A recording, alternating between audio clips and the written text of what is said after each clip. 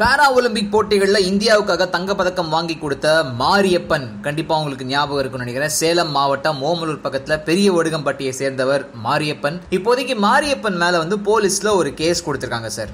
என்ன கேஸ்ன்னு சொல்லி பாத்தீங்கன்னா, கொஞ்ச நாளைக்கு முன்னாடி மாரியப்பன் அவரோட புது கார்ல ஊருக்குள்ள வந்துட்டு இருந்தாரு.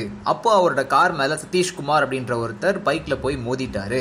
27 லட்சம் ரூபாய் கார் மேல நீ வண்டியை மோதிட்டி அப்படின்னு சொல்லி அவரை மிரட்டினது மட்டும் இல்லாம வீடு பூந்து இந்த காருக்கு உண்டான சேதத்துக்கு காசை கொடுன்னு சொல்லி கேட்டிருக்காரு மாரியப்பன். அப்போ நான் செலவை ஏத்துக்கிறேன்னு சொல்லி சதீஷ் சொல்லியிருக்காரு. இருந்தாலும் செல்போனை மாரியப்பனும் அவங்களோட ஃப்ரெண்ட்ஸும் புடுங்கிட்டு போயிட்டாங்க. இந்த ஒரு சம்பவத்துக்கு அப்புறமா சதீஷ்குமாரை காணோம். சோ இந்த ஒரு நிலையில தான் பெரிய ஒடுகம்பட்டி பக்கத்துல இருக்கிற ரயில்வே தண்டவாளத்துல சதீஷ்குமார் பொணமா கிடந்திருக்கார். இந்த ஒரு சாவுல மர்மம் இருக்கு. இந்த ஒரு சாவுக்கு மாரியப்பனும் அவரோட நண்பர்களும் தான் காரணம்னு சொல்லி தீவட்டிப்பட்டி காவல் நிலையத்துல தற்போதைக்கு ஒரு கேஸ் ஃபைல் ஆகியிருக்குங்க.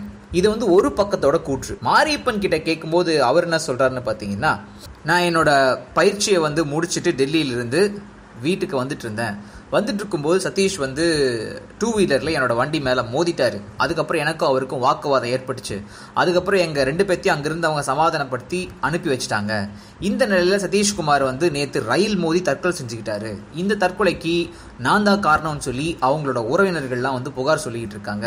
என்கிட்ட பணம் பறிக்கிறதுக்கு தான் இந்த ஒரு முயற்சி நடக்குதுன்னு சொல்லி அவரு குற்றம் சாட்டுறாரு. பணம் பறிக்கிறது மட்டும் இல்லாம தற்கொலைக்கு நான் தான் காரணம்னு சொல்லி அவதூறும் பரப்ப முயற்சி பண்றாங்கன்னு மாரியப்பன் தங்கவேலு சொல்லியிருக்காருங்க. திடீர்னு சொல்லி சாதாரண நிலையில இருக்கிற ஒருத்தர் புகழோட உச்சிக்கு போகும்போது இந்த மாதிரியான பிரச்சனைகள் தலையெடுக்கிறது சர்வசாதாரணமான விஷயம். இதிலிருந்து மாரியப்பன் எப்படி வெளில வர போறார், இல்ல சதீஷ்குமார் இறந்து போறதுக்கு உண்மையான காரணம் யாரு, எல்லாமே சீக்கிரமா உங்களுக்கு தெரிய வரும் சார். அதை கண்டிப்பா நீங்க நியூஸ் கிளிஸ் சேனல்லே தெரிஞ்சுக்கலாம் சார். உலகமெங்கும் பரவி இருக்கும் தமிழ் நெஞ்சங்களே, உங்கள் பகுதிகளில் நடக்கும் நிகழ்வுகள், போராட்டங்கள், பிரச்சனைகள், அதிகாரிகளின் அலட்சியத்தால் புறக்கணிக்கப்பட்டுள்ள திட்டங்கள், லஞ்ச புகார்கள் மற்றும் சமூக அவலங்களை இந்த உலகிற்கு வெளிச்சம் போட்டு காட்ட விரும்புகிறீர்களா? உங்கள் செல்போன் மூலமோ அல்லது தங்களிடம் இருக்கும் கேமரா மூலமாகவோ பிரச்சனைகளை வீடியோவாக பதிவு செய்து எங்களுக்கு அனுப்புங்கள். உங்கள் பகுதி பிரச்சனைகளை உலகுக்கு வெளிச்சப்படுத்தி அப்பிரச்சனைகள் நீங்க வழி செய்வதுடன் உங்களுக்குரிய சன்மானத்தையும் வழங்குகிறோம்.